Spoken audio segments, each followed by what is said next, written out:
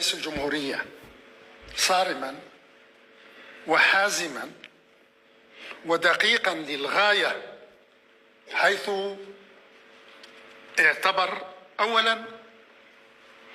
أن الموقف الفرنسي الجديد ليس مجرد استنساخ للمواقف السابقة المعلن عنها،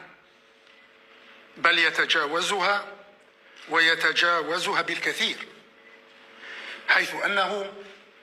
يركز على حصرية خطة الحكم الذاتي